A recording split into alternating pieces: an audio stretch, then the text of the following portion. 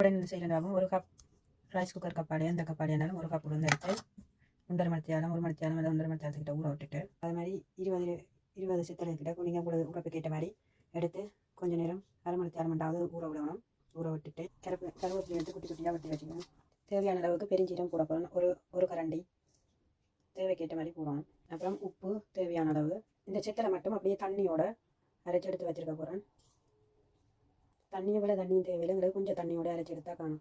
1 cup உளுந்துக்கு 2 cup பச்சைமா போடுறேன். கொஞ்சமாக பெருங்காயத்தூள், உப்பு கொஞ்சமாக தேவைக்கேற்ற பெருங்காயம் போட்டுட்டு பெருஞ்சீரகம் சித்தலை நல்லா அடிச்சிட்டு மிக்சியில் தண்ணி இல்லாமல் உளுந்த வடித்து இதுக்குள்ளே போட போகிறேன். அரைச்ச சித்தலை இதுக்குள்ளே போட்டு பிழைக்க போகிறேன். நான் எக்ஸ்ட்ரா தண்ணி ஒன்றும் முடியல. அரைச்ச சித்தலோட இருந்த தண்ணியிலேயே பிழைச்சி எடுத்துட்டேன். நான் சும்மா ஒரு 2 கரண்டி எண்ணெயை விட்டு பிழைக்கப்பேன். இப்போ வந்து வடிவாக பிழைச்சி எடுத்தாச்சு. இனி ஒரு குட்டி குட்டி எந்த அளவுக்கு வேணுமோ அந்த அளவுக்கு குட்டி குட்டி உருண்டியாக மற்றபடி ஊட்டி போட்டு ஈஸி உடனே குட்டி குட்டி அப்படி உருட்டி வச்சுட்டு பிறகு தட்டினமெண்டா ஈஸி.